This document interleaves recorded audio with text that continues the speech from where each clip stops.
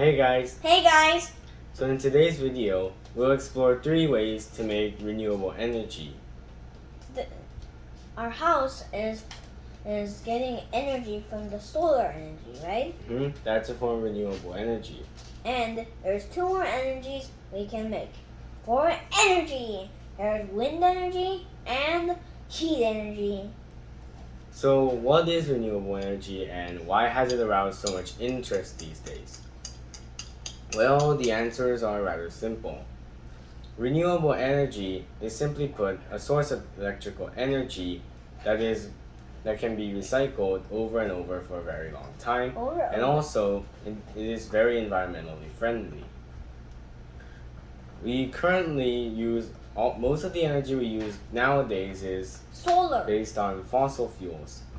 It's also a great contributor to climate change and global warming. So with these renewable energy sources, we can stop climate change and also get an environmentally friendly source of energy. So let's start off with wind energy. Wind.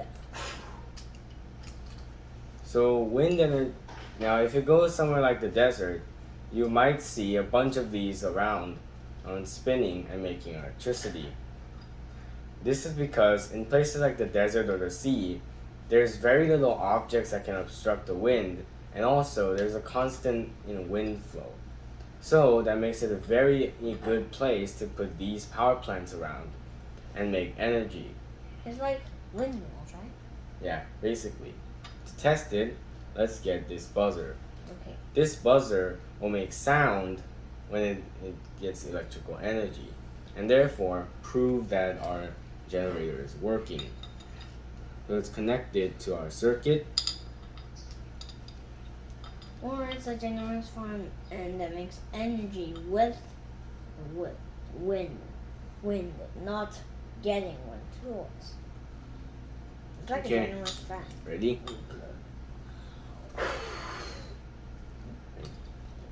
Okay. As you can see, the beep is pretty obvious. It'll get louder and louder as you make more and more energy. So this is proof that our generator is indeed working. So how does wind power work?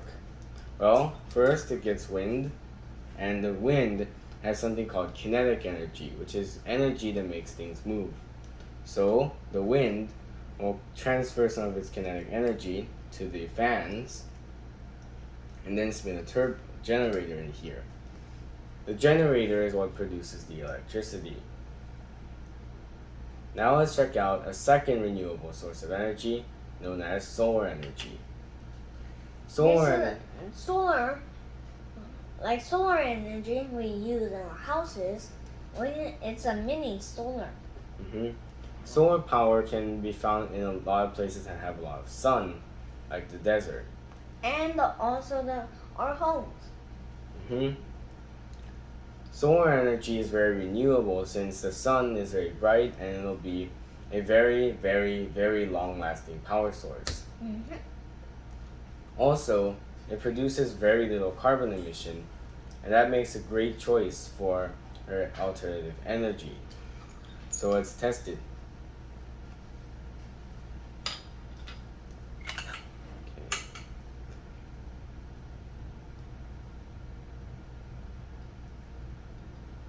It's time for the energy. Okay, you guys ready? Ready. Now, yes, that's a yes. When I point it towards the sun, when I point away from the sun, you see it doesn't do anything. Yes. But as I turn it closer to the sun, you can see it's generating more and more electricity. So, screen. As you can see, our generator is again working. So what's happening here? Well, the sunlight contains light energy. Light energy will then knock electrons off of a semiconductor, like say silicon. A semiconductor is just something that can conduct and insulate under certain conditions. The electrons then go into the circuit and then come back and the cycle repeats. Now you may wonder, why don't those electrons get knocked off in the first place on their own? Well, that's because you need electrons to force a particle to move, even things as light as the electron is. So if you don't do anything, the electrons won't even budge and just stay in the atom.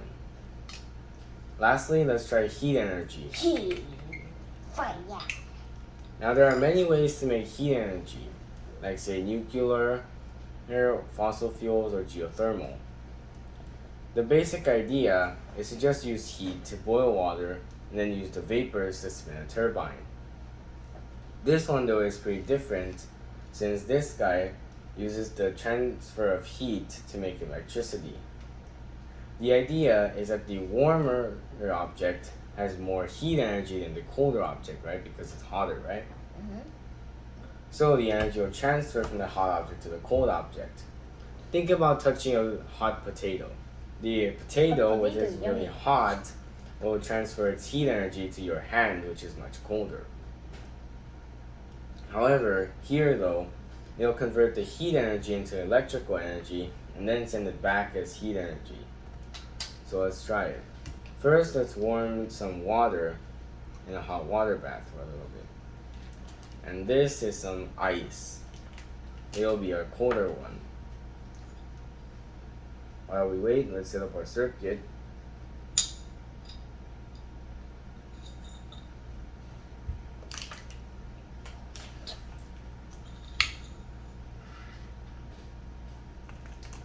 Don't break it. Okay, it's pretty warm now. Now let's put them together like this. And now wait for a few seconds. 1, 2, 3, 4, 5, 6, 7, 8, 9, 10, 11, 12, 13, 14, 15, 16, 17, 18, 19, 20. Hey, I think we have to do it another bath. Doesn't seem like it's working. Let's see what water. Let's do another bath. We're holding this.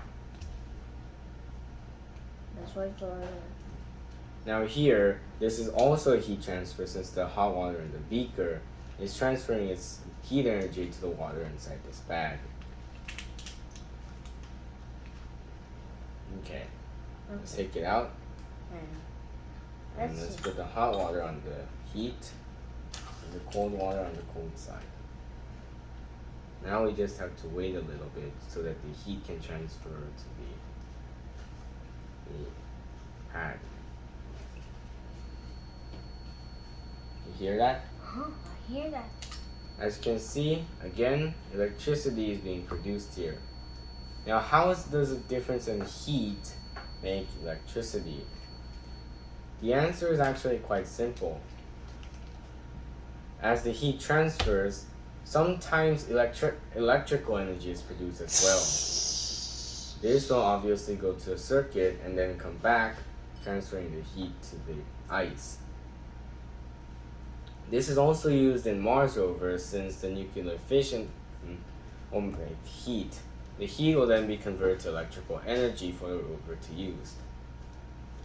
That was three ways to make alternative energy: wind, sun, and heat. Thanks for watching. Hope you enjoyed, and see you in our next video. Subscribe and like. Bye.